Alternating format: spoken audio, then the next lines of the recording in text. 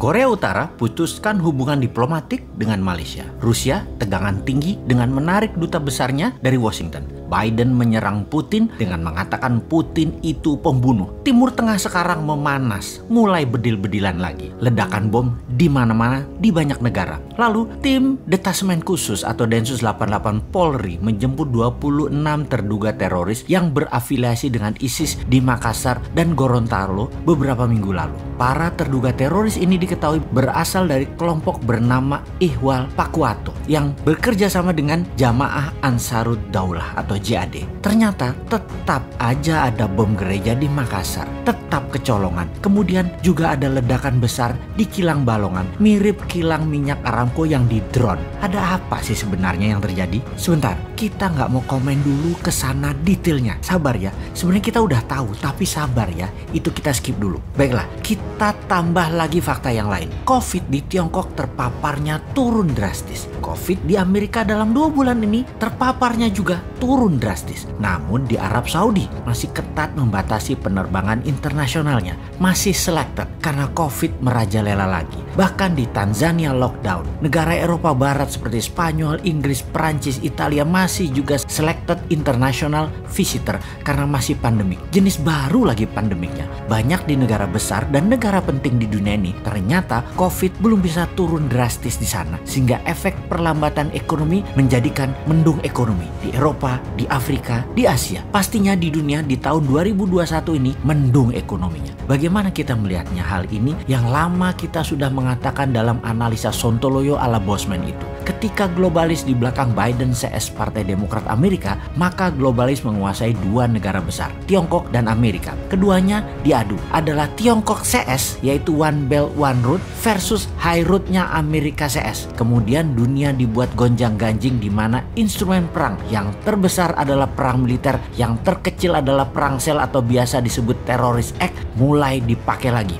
Mulai terjadi semua kan saat ini. Dunia ini semua sedang berperang melawan virus sebenarnya. Dunia sedang berperang aslinya tuh melawan siapa? Melawan globalis karena emang dimainkan oleh globalis. Alatnya mereka yaitu 2 negara besar tadi, Amerika dan Tiongkok. Kemudian perang militer dan berbagai penyakit disebabkan oleh virus seperti Ebola, Cikunya, dan Corona. Disinilah cara bernegara Indonesia ditantang ke limit, ke batas kemampuan maksimum pemimpinnya, ke batas kemampuan maksimum politikusnya, dan ke batas kemampuan pejabatnya. Jadi apa yang terjadi di Indonesia saat ini seharusnya yang harus dilakukan? Kita tahu bahwa bentuk negara Indonesia bukan lagi seperti apa yang Founding Father Indonesia ini dibuat di awal pada saat Indonesia menyatakan dirinya menjadi negara. Indonesia ini bangsanya jadi dulu yaitu di tahun 1928. Baru negaranya lahir Indonesia itu yaitu di tahun 1945. Bergesernya bernegara saat ini karena kekuatan parlemen yang menguat ditambah kekuatan partai yang mencengkram dunia perpolitikan di Indonesia. Kita bukan lagi bentuk negaranya presidensial, tapi parlementer. Karena itu ketika parlemen bertaring terlalu kuat, siapapun presidennya tidak akan bisa main gigi 5. Full throttle itu tidak mungkin. Tetap harus bagi-bagi kekuasaan dan bagi-bagi permen keuangan. Lalu yang jadi masalah adalah pengetahuan bernegara masyarakat juga parah, dibuat jadi rendah. Jadi yang memegang kendali bernegara tinggal mainin aja apa pendapat rakyat, apa pendapat mereka. Rakyat manut, nonton, gak bisa buat apa-apa. Contohnya mulai digulirkan wacana presiden 3 kali, di mana muncul kampanye mempropagandakan bahwa calon terkuat Jokowi Prabowo di tahun 2024. Lalu ada berita mengejutkan kalau Jokowi mencalonkan ketiga kalinya, hasil survei ternyata nama SBY melawan dengan kuat. Bahkan saat ini leading. Nah lo bingung gak tuh kaum old mind? Kalian ini gak pernah selesai berdrama ya. Lalu kaum new mind bagaimana? Diam aja sih saat ini. Incumbent dan oposisi menari-nari seakan-akan bisa membuat Indonesia berdaulat. Ternyata sulit juga ya. Banyak orang yang gak tahu kalau saat ini Indonesia dipengaruhi Tiongkok dan IMF secara absolut. Banyak yang gak sadar dan banyak yang gak tahu. Paling banyak adalah yang gak peduli. Begini deh, kan 3 kali presiden menjabat masih wacana. Bagaimana kalau kita tambahkan wacana lagi, yang lain lagi? Ini kalau old mind punya nyali dan old mind punya kesadaran bernegara, yaitu cinta rakyat. Saat ini old mind berkuasa 100% di parlemen dan di pemerintahan. New mind di pinggiran, tak bertahan bersaring tak berkuasa. Namun demi bangsa dan negara, beranikah sistem bernegara kita Indonesia tercinta ini untuk Pilpres nanti lepas threshold 20% suara parlemen untuk calon presiden bisa dicalonkan. Suara 5% saja dan boleh mengajukan sepasang. Jadi banyak partai tidak harus berkoalisi. Terbukti 4 kali Pilpres gabungan partai-partai calon presiden dan wakilnya tidak pernah terlalu cantik pasangan keduanya setelah menjabat. Jadi bagaikan pasangan nikah tanpa cinta. Ya sudah,